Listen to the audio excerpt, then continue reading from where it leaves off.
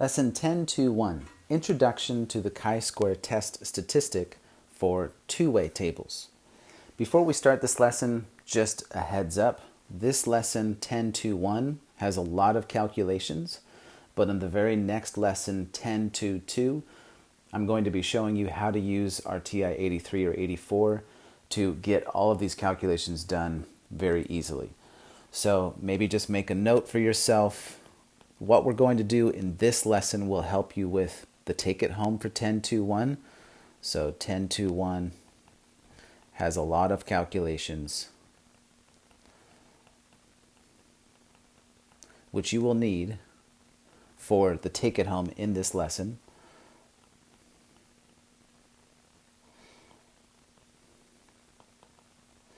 But what you are going to learn in the next lesson, 10.2.2, that is going to be something that will help you with that take it home and is actually also all we are requiring you to do in the exam. So 10.2.2 shows you an easier way. All right, so we're going to see all the detail in this lesson. We'll get an easier way to do those things in the next lesson, and that easier way is what you will use for the exam. So make a note of that. When you come to the exam, you're not going to be doing all of the intense calculations that we'll be doing in this lesson. Okay, so as an introduction, researchers conducted a survey of 1,000 randomly selected moviegoers who had just seen a new, highly anticipated science fiction film.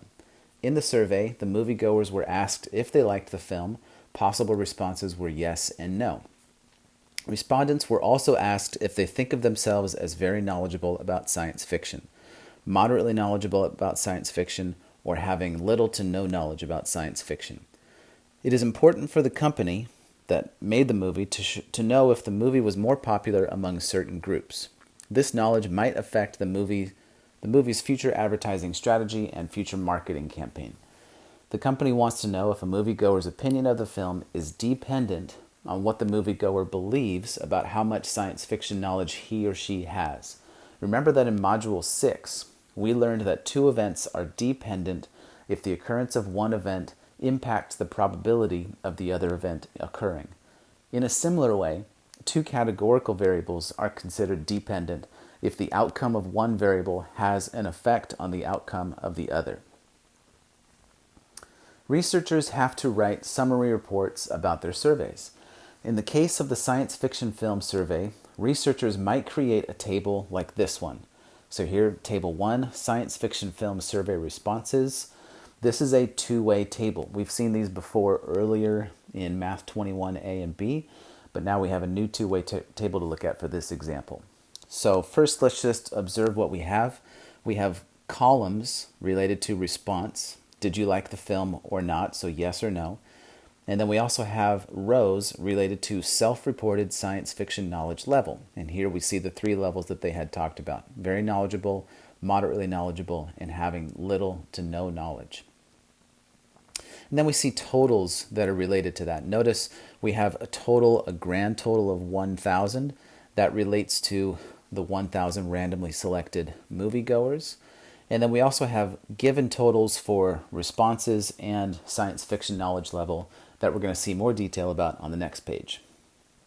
So going over to the next page, notice that the table shows that a proportion of 0.30, which is 300 out of 1,000 of the total, all respondents, liked the film. You can see there's the 300 that liked out of the total of 1,000. If you divide 300 divided by 1,000, you get a proportion of 0.30 liked the film. Notice also that there are two variables, self-reported science fiction knowledge level and response. Number 1, fill in the blank spaces in Table 1 with your answers to the questions below. Note, for this question, you should assume that the two variables are independent. So part A, how many of the 400 very knowledgeable moviegoers would you expect to answer yes, and how many would you expect to answer no? Fill in the two corresponding cells with your answers. So what we want to remember is for all of these questions, we should assume that the two variables are independent. So if the two variables are independent, then it shouldn't matter what the science fiction knowledge level is for the yeses and nos. It should just be, well, if we already had that 30% or 0.30 liked the film, then it should be 30% of any group would like the film, because we had 30% of the total liked the film. So we should have 30% yes. So 30% yes would mean 30% of the 400 very knowledgeable. That would be 0.30 times 400. And that's 120. So now if 120 people liked the film, how many do you think did not like the film out of the 400? Well, that would just be the 400 total minus the 120 that liked the film, and that's 280. So if we go back to the table, for the very knowledgeable group, we have 120 yes and 280 no. Notice that you can always check 120 plus 280 does take you back to the total of 400. Part B. How many of the 250 moderately knowledgeable moviegoers would you expect to answer yes, and how many would you expect to answer no? Again, 30% of this group should be yes if the variables are independent. So this is 0.30 times 250, and when we multiply that, we get 75. And then for the no, that would be the total of 250 minus the 75, and that gives us 175. So back on the table, 75 yes for the moderately knowledgeable, 175 no. And again, those add up to 250. And then part C, how many of the 350 having little to no knowledge moviegoers would you expect to answer yes, and how many would you expect to answer no? Same logic. There should be 30% of these that say yes. So that would be 0.30 times 350, which would be 105. And then for the no's, that would be 350 minus the 105 that said yes, and that would give you 245. So we have 105 and then 245. Notice that the row for having little to no knowledge also adds up to 350. So then part D, verify that the values you added to the table support or add up to the row and column totals shown in the margins of your table. We've already checked the rows as we were doing this, but now let's go back and just check the columns. Take 120, add 75, that gives you 195. Now add 105, that gives you 300. For the no's, 280 plus 175 plus 245. Again, if you add those up, you're going to get back to 700.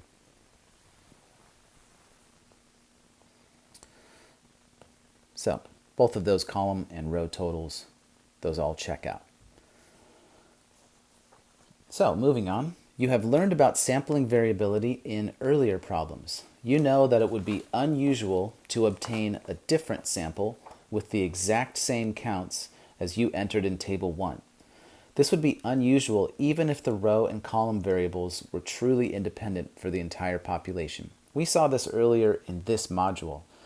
It would be very odd to get exactly those numbers from a different sample. So now number 2. Now assume that you have another sample of 1,000 individuals who responded to the science fiction film survey. Suppose a researcher has made a claim that the variables response and self-reported science fiction knowledge level are independent. Fill in the table below in such a way that the data would not lead you to challenge this claim that the variables are independent. Make sure that your entries add up to the correct row and column totals. So if you want evidence that doesn't make you challenge the claim, it should be that it should be similar to what we saw earlier. You might remember earlier in Module 10 when we were looking at serial colors, we were experimenting with different samples that still seemed like what we expected to see. So we should think our sample should be close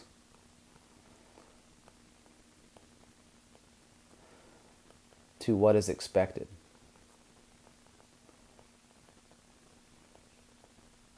So maybe think, well, the yeses that we had earlier, 120, how about an amount of yeses that's close to that? Could be below 120, could be above, but we don't want it to be too far away. So what if we had 130 said yes, they liked the film? So instead of 120, 130. Now could we still use 280 for the no?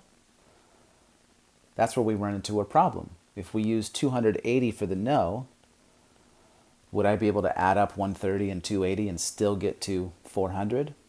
No, that's not possible. So this little choice of changing the number of yeses also forces a change in the no's. How could you get this new value for the no? Just remember what we did before. Take the total 400, subtract the yeses that you just wrote down, and you get 270, which is also close from what we expected for the no's from the previous table. So now the moderately knowledgeable, we said 75. How about something close to that? But maybe instead of going above, let's go below. How about 65? So instead of 75, now we're saying 65 yeses from the moderately knowledgeable group. And again, to get the number of no's, I have to use subtraction. 250 minus 65 gives me 185. And now think about what we have to put into the last row. We actually can't make up a number here, right? Because we have to remember that they have to add up to the column totals. So for the yeses, I would have 300, but then I have to subtract the numbers that I already had written down. So 300 minus 130 minus 65, that's 300 minus 195, that's 105. And again, because I've got 105 saying yes in the group that has little to no knowledge, then for the no's, I would have 350 minus 105, that would be 245. And notice those are actually the same as what we had before. So this table in number 2 is slightly different, close to what was expected. So now moving on to number 3. You have another sample of 1,000 individuals. Fill in the table below in such a way that the data would provide strong evidence against the claim. So here we want the opposite. We would want evidence against the claim that the variable's response and self-reported science fiction knowledge level are independent. Make sure your entries add up to the correct row and column totals. So this is the opposite of number 2. So in this case, our sample would be far from what is expected.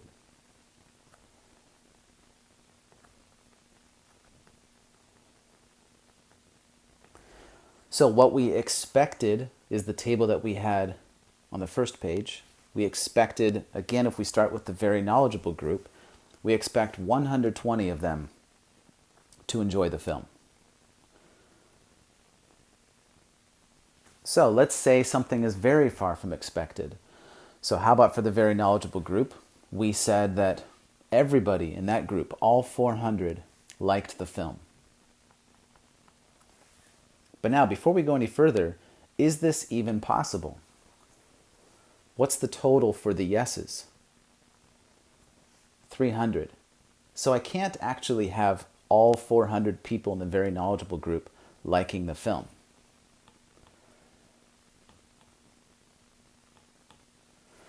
So we can take as much as 300.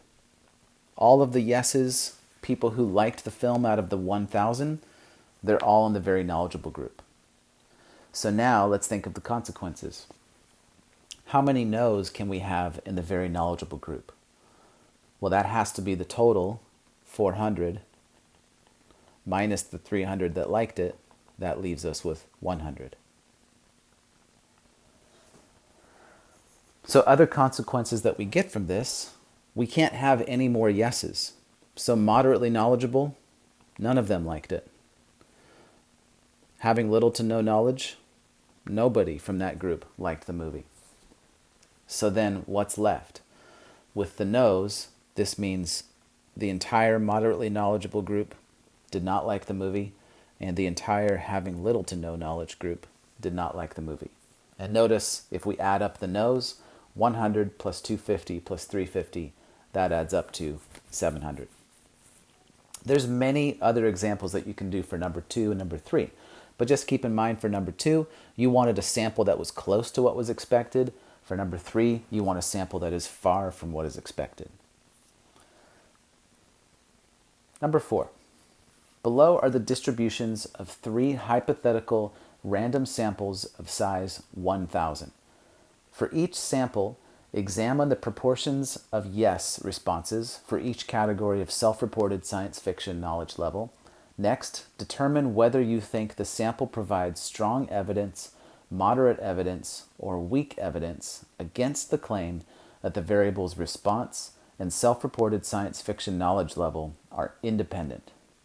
Then list the characteristics of the sample that led you to your decision. So part A, hypothetical sample 1, science fiction film survey responses. So here's a new table. We've got responses. Did you like the film, yes or no? Notice we've got totals that are different from what we saw in the previous examples. So here notice the total yeses is 600, the total no's is 400, still out of a grand total of 1,000. We also have rows related to self-reported science fiction knowledge level, very knowledgeable. Here we have 400 people that were very knowledgeable, moderately knowledgeable, 250 that were moderately knowledgeable, and then having little to no knowledge, 350. So some slight differences from what we saw in the previous tables. And also we see for the details inside of the table, very knowledgeable, 300 said yes, 100 said no. Moderately knowledgeable, 200 said yes, 50 said no. And then having little to no knowledge, 100 said yes, and 250 said no. So then we have this question. It appears that sample 1 provides strong, moderate, or weak evidence against the claim that the variables response and self-reported science fiction knowledge level are independent because...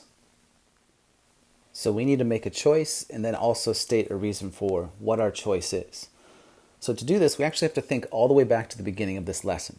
We have to think, what was the percent that said yes? Remember, that's how we started off the previous 3 tables that we were looking at. We looked at 30% said yes, they liked the movie.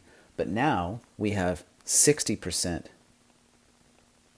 said yes, because that's 600 divided by 1,000.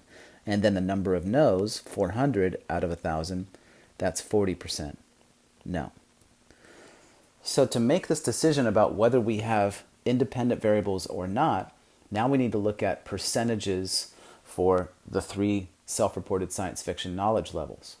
So for the very knowledgeable group,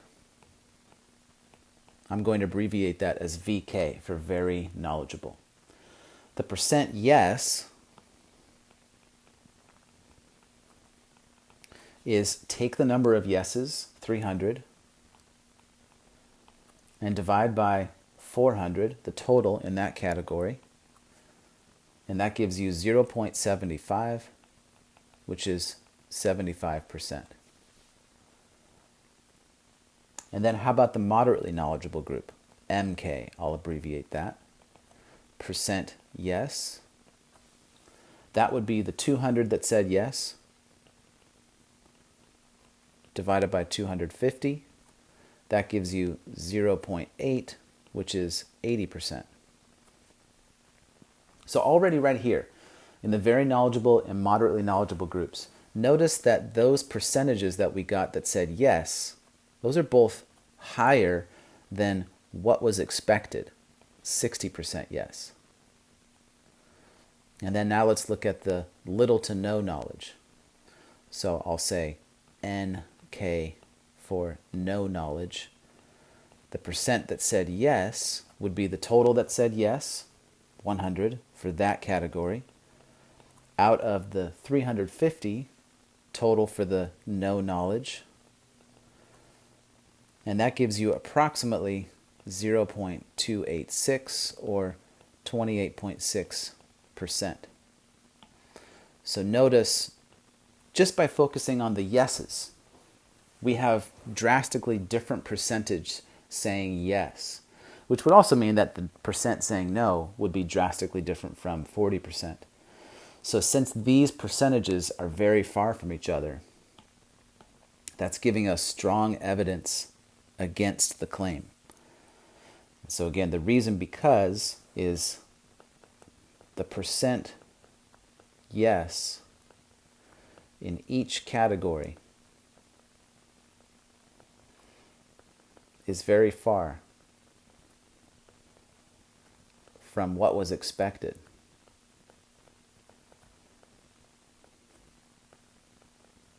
And what was expected? 60% yes.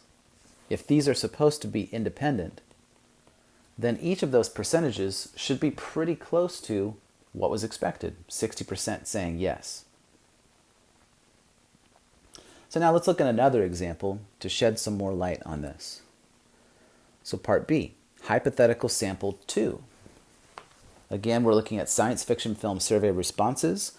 We've got a different sample, so notice the total that said yes, they liked the movie is different, 462. The total that said no is different than what we saw in previous examples, 538. Notice also the totals for each group is different. Okay, so it's a different sample altogether. So now we want to answer the same question. Do we have strong, moderate, or weak evidence against the claim that the variable's response and self-reported science fiction knowledge level are independent? So again, to start this off, we have to look at the percent that said yes, and then look into each category to see what was the percent that said yes. So for the yeses overall, 462 divided by 1,000, that would give you 46.2% yes. And so this becomes the overall in the sample percentage that we compare each category to. So just like in the previous example, I'm going to look at the very knowledgeable group. I'm going to take the number that said yes, they liked the movie, which was 102, out of the 200 total. So take 102 and divide by 200. You're going to get 0.51, which is 51% said yes. Okay, so now let's move on to the moderately knowledgeable group. So in that group we have 140 said yes, they liked the movie, and we're going to divide that by 310, the total for that group. That's 0.452, which is 45.2% yes. And then for having little to no knowledge, so NK as I was abbreviating it, that would be 220 in that group said yes, they liked the movie, out of 490. So then 220 divided by 490 gives you approximately 0.449 or 44.9% yes. So now, are these percent yeses different from what was expected? Yes. But are they drastically different like we had in the previous example? No. So these are all relatively close to what was expected. 44.9% pretty close to 46.2. 45.2%, also pretty close to 46.2. The furthest one away would be the very knowledgeable group, 51%, but that's still just a little bit less than 5% away. So this seems to be weak evidence against the claim. And the reason why is each category yes percents are not too far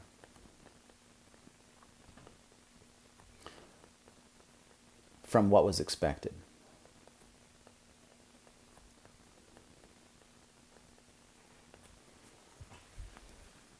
At least when we compare to the previous one, not too far away. So now let's look at another example. Hypothetical sample 3. Again, notice we've got different numbers for yeses, nos, and totals. So if we start this problem off again, we know where this is going. We need to look at the percent that said yes. So 450 out of 1,000, that gives us 45% yes for the whole group. So now we want to see if the individual categories are pretty close to that percentage. So the very knowledgeable group, the percent that said yes was 180 divided by 200, which gives you 90% yes. Already we can see this looks suspicious. 90% is pretty far away from 45%. But let's look at the other groups. Moderately knowledgeable, that was 190 divided by 310. So just take 190 divided by 310, and you'll get approximately 0.613 or 61.3% yes. Also far away from 45%. Maybe not as far away as 90%, but still farther than what we saw in the previous example. And then the last group, no knowledge, 80 divided by 490, and that gives us 0.163 or 16.3% yes. Now notice this one is below 45%, and it's pretty far below.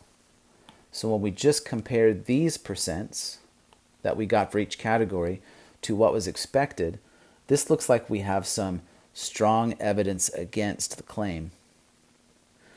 And the reason why, we could actually just point to the very knowledgeable group and the no knowledge group. Their percent yes are very far from what was expected. So the VK and NK groups have percent yes that are very far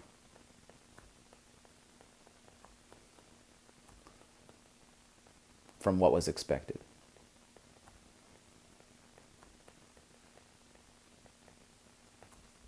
So moving on to the next page. Number 5, develop a graphical display for each hypothetical sample. The display should visually compare the proportions of yes responses for each category of self-reported science fiction knowledge level. Look at each sample's graph. What stands out to you? What is the most notable feature about the graph? Does the information that you see in each graph agree in any way with your initial strength of evidence statements that you created by circling words in question 4 above? So part A, sample 1 graphical display. So again, all we are doing here is visually comparing the proportions of yes responses for each category. So this is just like what we saw in Math 21A. This is just going to be a frequency distribution. And if we want to think of how we can represent these, we're going to have one for the very knowledgeable group. We're going to have one for the the moderately knowledgeable group, and then a last one for the little to no knowledge group. And if we're comparing proportions of yeses, we can think of how this relates to those percentages that we saw. So 100% would be the highest, and then we could have 50% in between, and then 25% and 75%, just some sort of guide so we know how high to go with these proportions. So if we go back to sample 1, we had the percent that said yes was 75. So I can draw a rectangle representing 75% for the very knowledgeable group.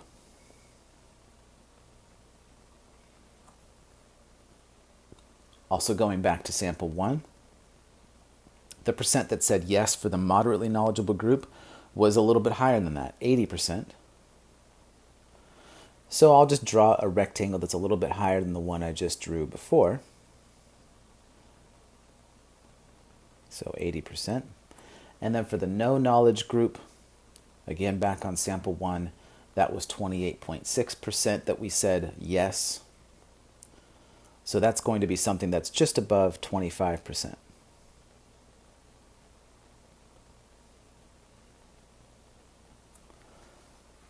All right, so we've got our knowledge category on the horizontal axis. We've got the percent yes on the vertical axis. And then we're comparing these three bars that we have here. So notice if we want to think about what is the most notable feature about the graph, we can definitely see that the no knowledge group is much different from the other two. So we'll say that. No knowledge group is different from the other.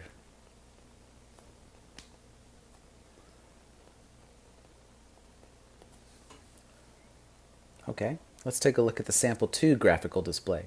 Same sort of idea. I'm just going to have a vertical axis that represents percent saying yes, and then a horizontal axis that represents our groups. So again, we have very knowledgeable, moderately knowledgeable, and little to no knowledge. And I'll have 100% as the highest that can be reached, and then of course below that 75%, 50%, and 25%. Again, this is just a rough sketch of a visual aid to help us see some differences again with these sample data.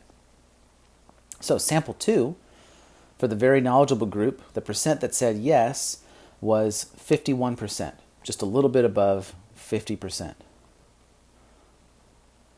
So I'll draw a rectangle for that. That just goes a little bit above 50%.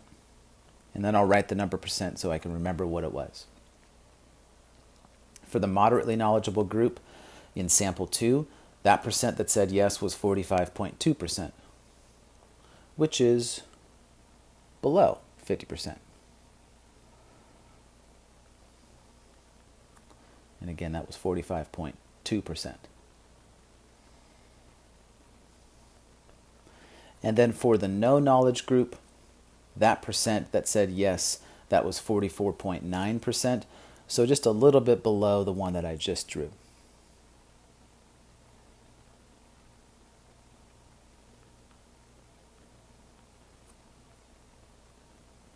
$44.9.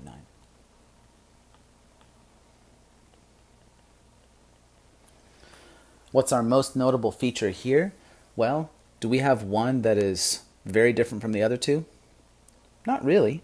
You may say that 51% is different from the other two, but is it really different? Like, think back to sample 1.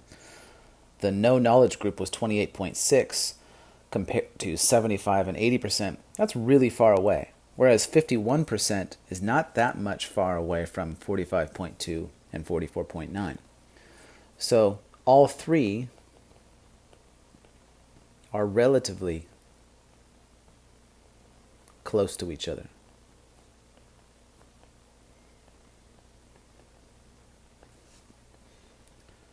So then sample 3. Again, we'll have a vertical axis for percent that says yes, and then a horizontal axis for our group. So very knowledgeable, moderately knowledgeable, and little to no knowledge. Again, as a high as a 100%, and then 75, 50, and 25%. So going back to sample 3, we had 90% said yes from the very knowledgeable group.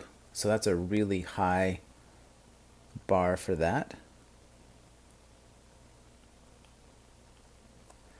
And then for the moderately knowledgeable group, we said 61.3. So still above 50.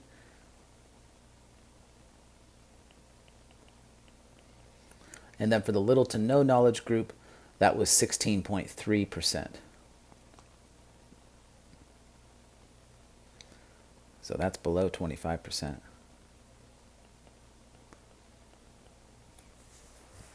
So here, all three of these are very far from each other. We don't even have too close to each other like we did in sample 1.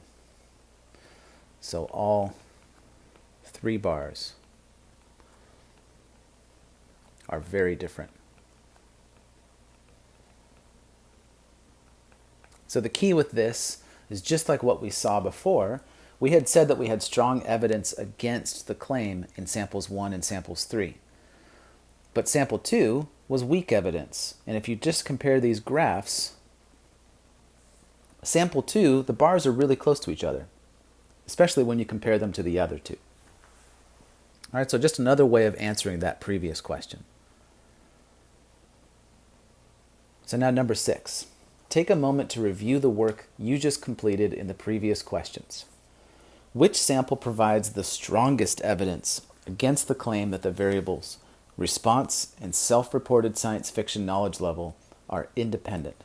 So first of all, which sample provides the strongest evidence against that the variables are independent? So we could say strongest. That would be samples 1 and 3.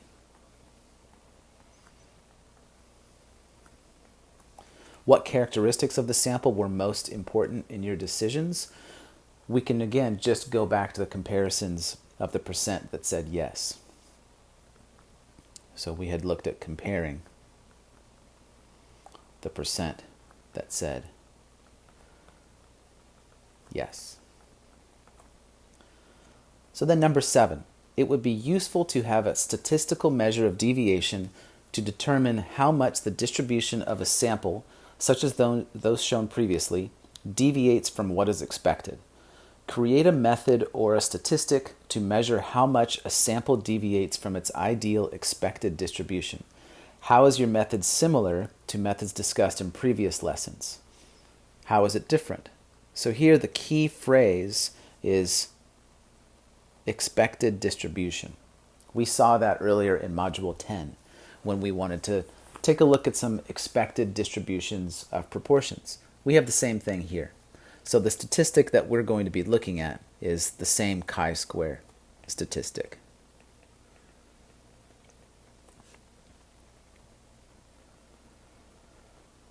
All right, so now, next steps. Quantifying the strength of the evidence. Revisiting independence in the context of expected counts. When you filled out table 1 above, the very first table that we had, you assumed that the variables self-reported science fiction knowledge level and response were independent. In order to fill in the count for the number of very knowledgeable moviegoers who responded yes, you used your knowledge that 0.30 of the total number of survey respondents said yes, and that 400 individuals, meaning 0.40 of total respondents, said they were very knowledgeable. Under the assumption that the variables are independent, since 0.30 of the entire survey said yes, the conditional frequency distribution for each category of self-reported science fiction knowledge level was 0.30 yes and 0.70 no. This means that the number of yes responses for each category of self-reported science fiction knowledge level was, and this is exactly what we did before, 0.30 of the very knowledgeable group, that was 0.30 times 400 equals 120. And then 0.30 of the moderately knowledgeable group, that was 0.30 times 250 equals 75. And then 0.30 of the having little to no knowledge group, 0.30 times 350 equals 105. That was all exactly what we had already said was all the way back in table 1. Okay, so that's just restating it there. So now moving on to the next page. The expected count of 120 for the number of moviegoers who were very knowledgeable and said yes is directly related to three pieces of information. First, 0.40 of all survey respondents said they were very knowledgeable. That was the 400 out of 1,000. And then also 0.30 of all those surveyed responded yes. That's the 30% of 1,000. And then notice 1,000 people were surveyed. Another way to say that this is the expected count for very knowledgeable and yes. So meaning, what do we expect for those people who said very knowledgeable and also said yes? That equals the proportion of those surveyed who said very knowledgeable times the proportion of those surveyed who said yes times the total number of people surveyed, which is 0.40 times 0.30 times 1,000 also equals 120. So all they're showing you there is this 120 can be found by these two methods. But this is giving us a shorter way of getting that. So generally speaking, for a two-way table, whenever we are assuming independence, a cell's expected count represents the combination of a row variable category with a column variable category and can be computed based on the cell's corresponding row proportion, the cell's corresponding column proportion, and the total number of observations in the table, which again we have always called the grand total. If you're wondering what the word cell means, if you go back to those tables, a cell is just an entry in one of the tables. So something that's in the middle of the whole table itself. That's called a cell. As a formula, what we're seeing in the you need to know box, this is expressed as follows. Expected count equals row proportion times column proportion times grand total. That was exactly what we saw in one example up above. Since the row and column proportions are equal to the total for each category divided by the grand total, we can actually rewrite this formula as expected count equals row total divided by grand total, that's the row proportion, times the fraction column total divided by grand total, that's the column proportion, and then times the grand total, which we can simplify as expected count gives us this. Take the number of people in the row times the number of people in the column for the associated cell, and then divide by the grand total. So remember, I did say that this lesson is very calculation heavy, but there will be some shortcuts to this in the next lesson. But you do need this information for the take it home for this lesson. So number 8. In question 1, you filled in table 1 with 6 expected counts for each combination of a row and column variable under the assumption that the variables self-reported science fiction knowledge level and response are independent. Continuing on the next page, number 8 continues. In the table below, the counts have been calculated using the formula that was just introduced. Notice for the yeses, they took 400 for the very knowledgeable group, multiplied by 300 for the yeses, and then divided by the grand total of 1,000, and that gives us what they entered in that cell, 120. So this table here is just demonstrating the new formula, getting the same answers we had on the very first page. So they ask, do the expected counts in your table 1 on the first page now match this count in table 2? Well, let's see. Let's go all the way back to the first page and take a look at the yeses. We had 120, 75, and then 105. So now going all the way back to where we were, 120, 75, and 105. And then if we compare the no's, are they going to match? Well, if the yeses already match, and they're supposed to add up to the totals for each row, then yes, the no's are going to match also. So yes, they did. All right, so now this is all leading us to computing a chi-square statistic. Just as you did for a one-way table in lesson 10.1.1, you can compute a chi-square statistic for two-way tables. As you will see in the next lesson, the chi-square statistic will be useful in assessing the strength of evidence against the claim of independence. Off to the right, a claim of independence is a statement indicating that two categorical variables are independent. Computing a chi-square statistic for a two-way table is very similar to developing the chi-square statistic for a one-way table. To compute a chi-square statistic for a two-way table, first calculate the expected counts, keeping the following in mind.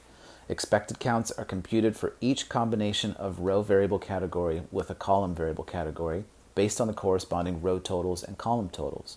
Totals in a table do not represent categories. In other words, any row or column total presented in a table is not considered a category of any of the variables. They are just numbers. To compare observed counts with expected counts, carry out the computation for each combination of row and column variable categories. To compute the expected count for a combination of a row variable category with a column variable category, follow the approach you learned for a one-way table, meaning use the formula that we just saw earlier on the previous page. Okay, so we are finding expected counts first. We did that earlier in Module 10 with one-way tables. So that becomes the first thing that we have to do with these two-way tables. Just as when you were comparing chi-square values for a one-way table, when calculating expected counts, it is fine if the expected counts are non-integer values, meaning it's okay to get decimals. You should generally not round expected counts to whole numbers. And also note that the sum of your expected counts for a given row should equal that row's total in your sample, and the sum of your expected counts for a given column should equal that column's total in your sample. This is again just a way to check that we have the right numbers. So first example, using hypothetical sample 1. The results of the hypothetical sample 1 are shown in the two-way table below. So here this is sample data, so these are the observed values. Notice we've got what we saw earlier for sample 2. 600 total said yes, 400 total said no out of 1,000, and then we have the different totals for very knowledgeable, different totals for moderately knowledgeable, and having little to no knowledge, and then inside each cell has the specific responses for each category. The expected counts for hypothetical sample 1 would be as follows. For the very knowledgeable group, notice that they took the row total for very knowledgeable, 400, and then multiplied that by the column total for the yeses, that's 600, and then divided by the grand total, which was 1,000, and that gave us 240. So these are the expected counts. So that gives us the very knowledgeable that said yes, and you can see that is 240. So now how do they get the no's? Just like we did before. Take the 400 total, subtract the 240 that you just said yes, that gives you 160. If you want to check the other ones, how about we write down how they calculated the moderately knowledgeable group. So again, how many in the moderately knowledgeable group? That comes from what was observed in the sample. So there was 250 total in the moderately knowledgeable group. And then how many yeses again? That's the 600. And then divide by 1,000. 250 times 600 divided by 1,000, that's going to give you 150. And that's exactly what they said was in the cell for moderately knowledgeable and yes. And then how do they get no? 250 divided by 250 minus 150 gives you 100. And then you can check the same thing for having little to no knowledge. Again, take the 350, that was the total for having little to no knowledge. Multiply by the 600, that was the total for the yeses. Divide by 1,000, and that's where you get 210. And then if you want to get the number of no's, take the total for having little to no knowledge, 350, subtract the 210, and that gives you 140. Since the expected counts have been calculated for each variable combination, we can now carry out the following steps to compute a chi-square value for a two-way table. So first, number 1, For each combination of row and column variable categories, compute the difference between the actual count for that combination, that's obtained from the sample, and the expected count for that combination. This was the idea of observed minus expected. You may also see this elsewhere as O minus E, observed minus expected count. Step 2, for each combination of row and column variable categories, compute the square of the difference obtained in step 1. That's the observed count minus the expected count. You already have that number, and now square it. Number 3, for each combination of row and column variable categories, divide the squared difference obtained in step 2 by the expected count for the combination. Again, just like we saw in 3 lessons already in Module 10, take the observed count minus expected count, square it, and then divide by the expected count.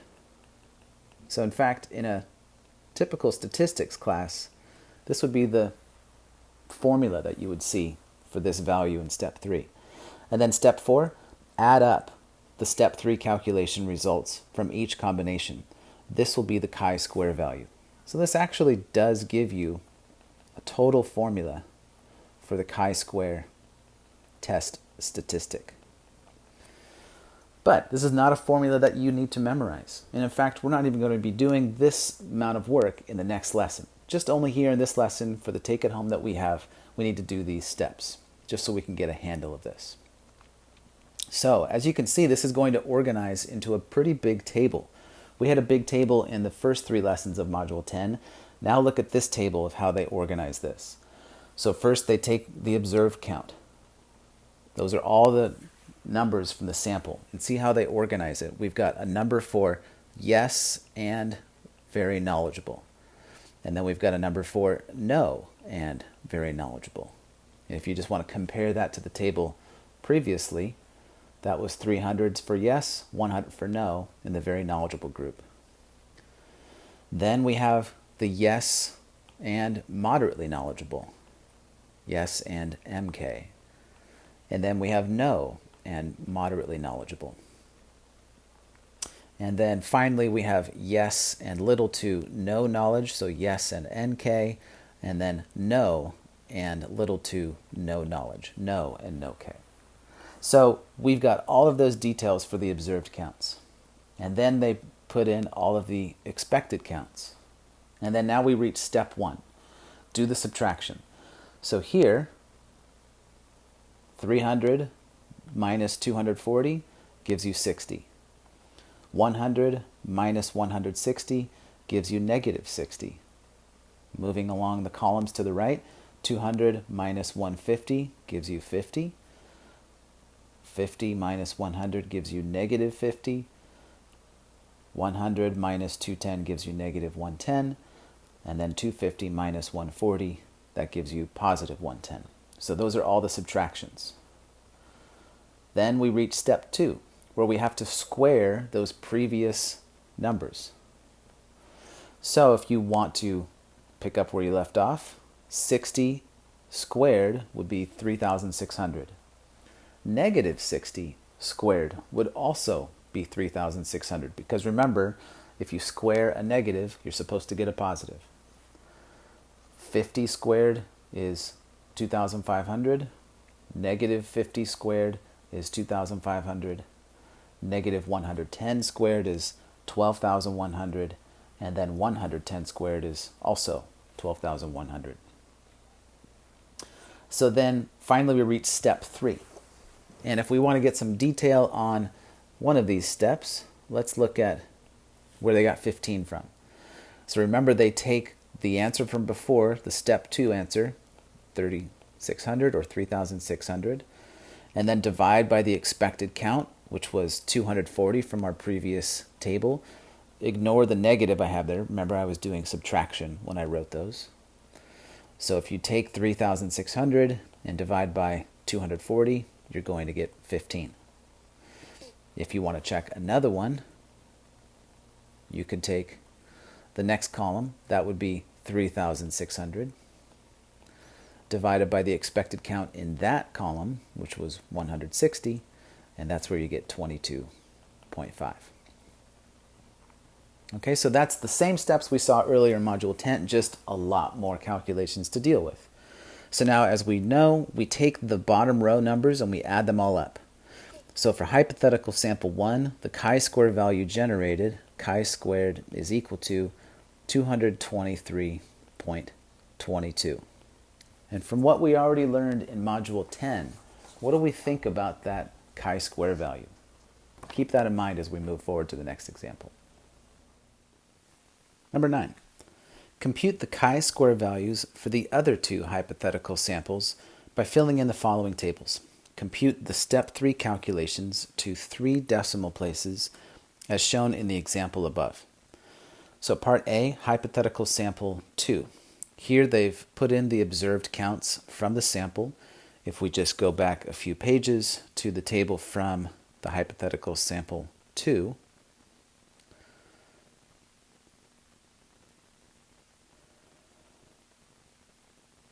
you can see here we have very knowledgeable, yes, 102. Very knowledgeable, no, 98, etc. And so if you take those numbers and then go all the way back to 9a, you'll see those are the observed counts that they have to start off the table. 102, yes, and very knowledgeable. 98, no, and very knowledgeable, etc. For the expected counts, let's just see again how we can get those. So let's do the expected count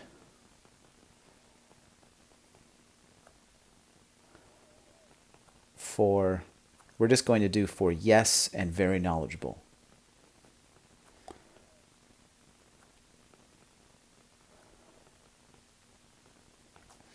So again, what this means is that we need to take, going back again to the table that we had earlier, where we had the totals for very knowledgeable and totals for yes. So if we go back to that table where we find for sample 2, we had 200 for the total for very knowledgeable.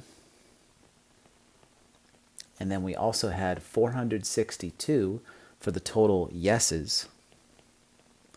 And then we have to divide by 1,000 for the grand total.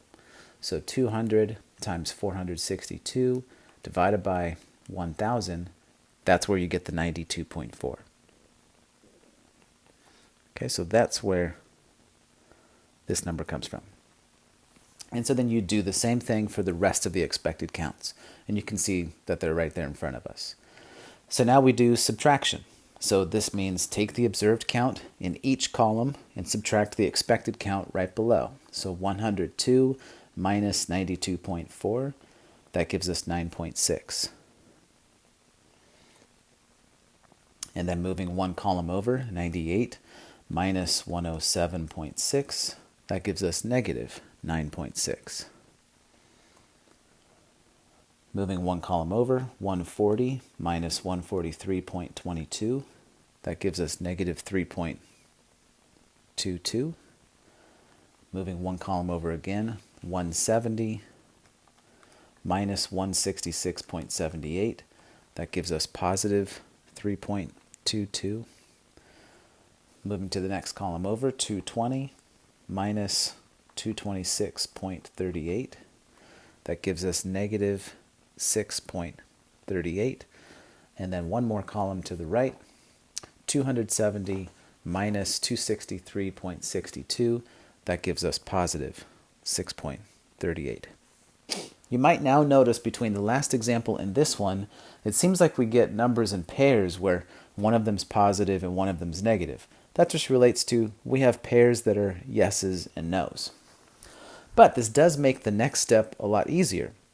You're going to square these numbers. So 9.6 times itself is going to be the same thing as negative 9.6 times itself, because a negative times a negative is a positive. So really, this next step, you only have 3 things to do. So I'm going to square 9.6. That gives me 92.16. But that would be the exact same thing as negative 9.6 quantity squared. 92.16. And then 3.22 squared would be the same thing as negative 3.22, quantity squared. So if I just square 3.22, and they told us we want to do some rounding, but I'm not going to round yet. We don't round till step 3, so I'm going to use everything I get from 3.22 squared, 10.3684.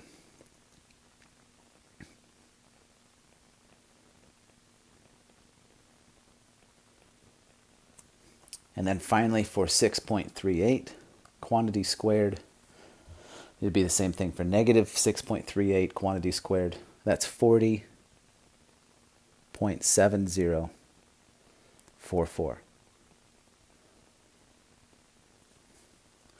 So now step 3, I have to take the numbers that we just left off with in step 2 and divide them by the expected counts. So for the yeses, I'm going to take 92.16,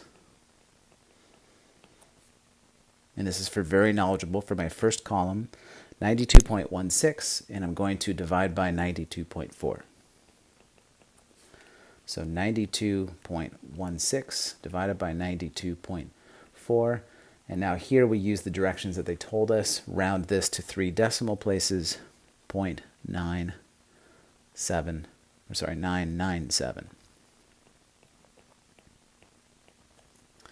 And you can see that they have the same answer right below. And then one column over, 92.16 again, but this time I'm dividing that by 107.6, and that gives me 0.857. So this number right here, that was 92.16 divided by 107.6.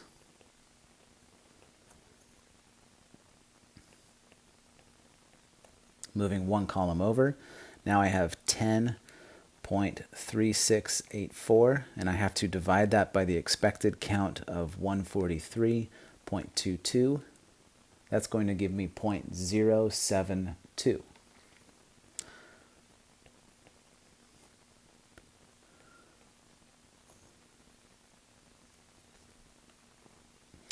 And then one column over, now I have 10.3684 again, but now I'm dividing by 166.78, and that would be 0.062. So they left off their decimal point there.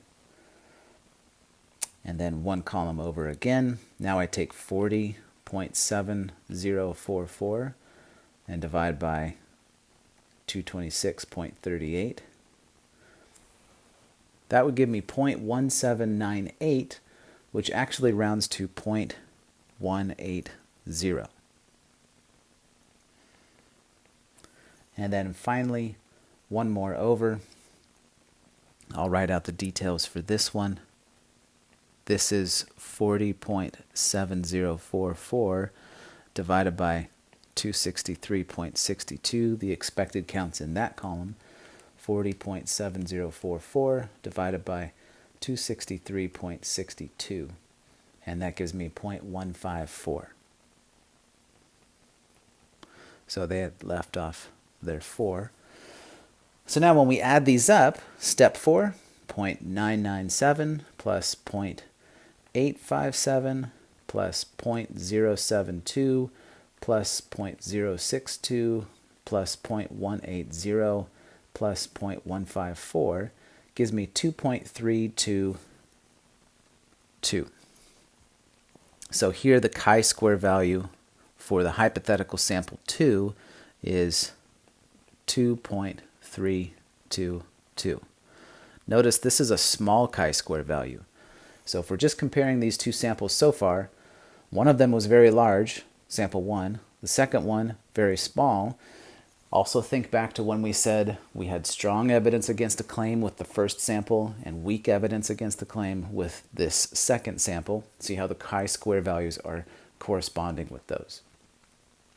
So this is all the steps for these tables. So you have one more to do, hypothetical sample 3. You do have some numbers that they've given you to check. So I recommend that you fill in this table just by following the steps. So step 1, do some subtraction. So here I'll get you started. 180 minus 90 is 90. 20 minus 110 is negative 90. Okay, that's all you're doing for step 1. Then you need to square. So step 2, if I multiply 90 by itself, I get 8,100. And if I take negative 90 and square it, that's 8,100. And then for step 3, for the yeses for very knowledgeable, 8,100 divided by its expected count. So this one, 8,100 divided by 90. That equals 90. That's what you see right there. But for the next one, 8,100 divided by the expected count for the no's in very knowledgeable, that's 110. And that would be 73 point, and now we have something that where we do need to round, but we're in step 3, 73.636.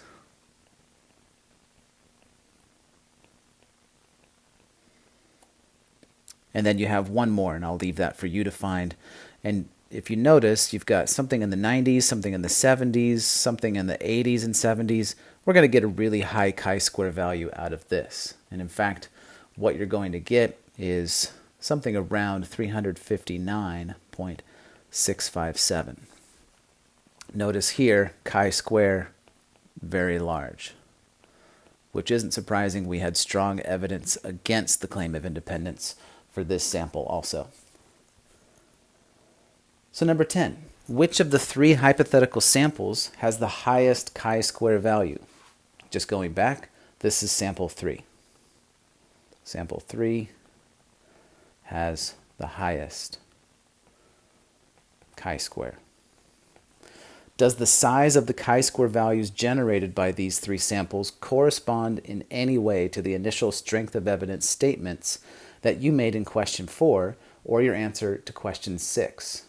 So, strongest evidence against, highest chi-square values. We can also say the weakest evidence against independence corresponds with the smallest chi-square value. So highest chi-square, strong evidence against independence. On the other hand, smallest chi-square, that corresponds to weak evidence against independence.